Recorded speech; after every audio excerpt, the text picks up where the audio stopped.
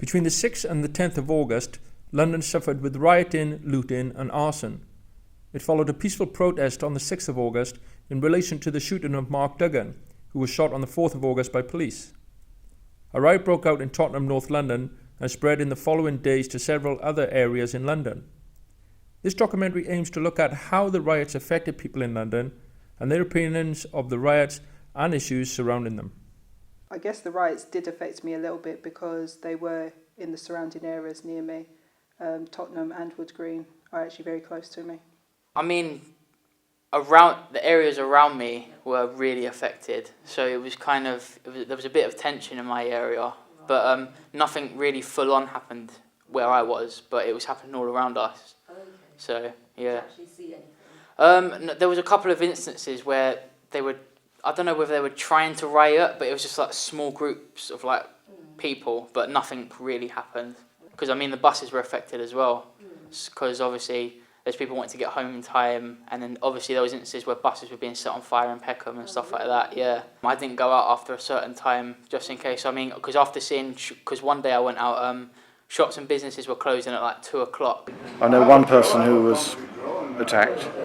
Yeah, he owned shops, small shops, boutique shops, and he owned 2 in the area where the riot was, and he lives in that area.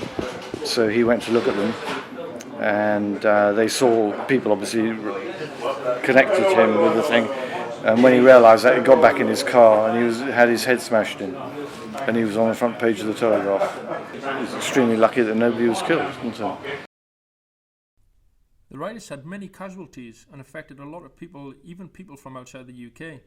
And then they're as if like they're waiting for something, but we don't even know. Like they're not part of the community there, because they're obviously holding stuff, but we're not too sure what. But yeah.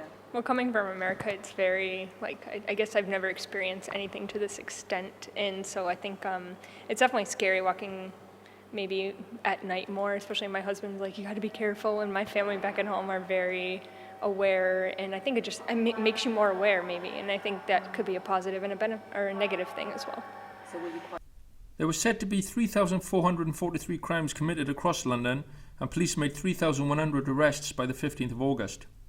Police action was blamed for the initial riot, and the subsequent police reaction was criticised as being neither appropriate nor sufficiently effective after the riots.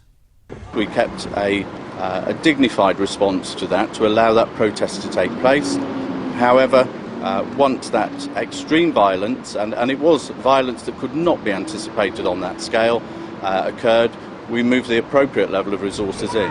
I've never had full trust in the police. Obviously, if there was a problem, the police would be the people I call. Yeah. But there's always that lack of, I don't know how to put it. I mean, there's always, they're not there when you want them to. There was one incident where there was, I think it was 500 rioters and there were only 20 riot police. Do you know what I mean? And there's people there that are scared to go out their front door, and you don't see one policeman in sight.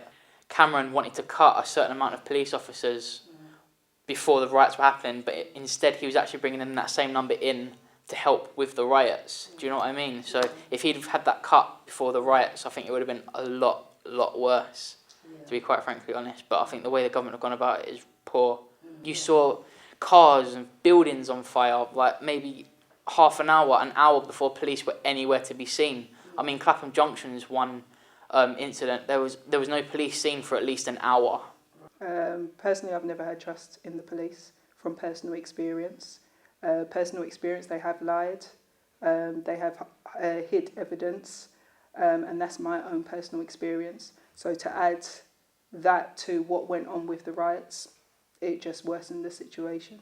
I don't think they handled them very well, but I think public opinion in the past and their, I guess, persecution and the stuff that the police have done in the past has been very negative.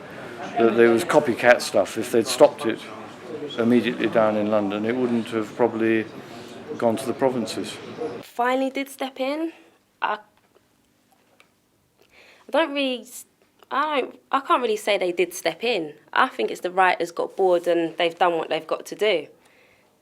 That's how I felt. That's how I felt watching it anyway. It was like the writers calmed down, so then it was like, okay, the police are in control now. But I felt the writers could do whatever they want to And they did whatever they want to the point that it burning buildings. I mean, how worse can that get? Social networking sites such as BBM and Facebook were blamed for the speed of the riots.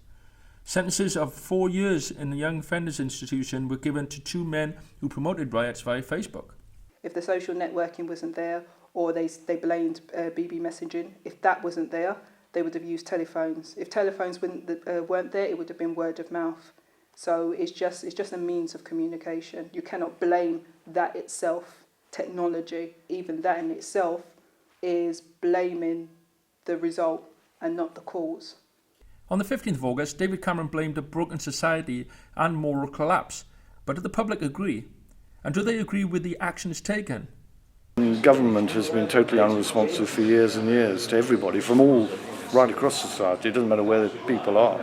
Government is totally ineffective and self-centred. There was EMA cuts, there was ALG cuts. I mean, there's not a lot of jobs going on out there.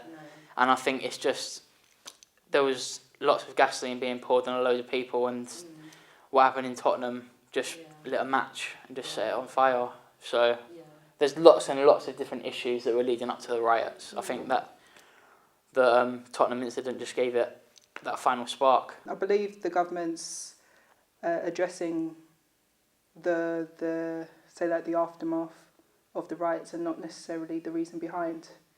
They're blaming the youth to say that the youth has nothing to do, but not actually taking responsibility as to why the youth have nothing to do. The youth centres, why are they closing down? If you're going to say threaten the benefit system, to say taking that away from people, you can argue that people are getting handouts in this country, but if people have lived on the welfare system for so long, you can't just pull the rug from underneath people's feet. There has to be a good solution to that issue. An estimated £200 million worth of property damage was incurred. Local economic activity was significantly compromised and people were devastated. But have people's opinions and perspectives of London's changed? My perspective's never changed. Never has really changed. I just think that worse is to come. I still feel the same, to be honest. Right, okay. So it hasn't really changed it in any way? No. Well, things have changed now, obviously. So I just got to be wary of certain things, innit? London's still a good place to live in, obviously, but just people around it make it not a good place to live in sometimes.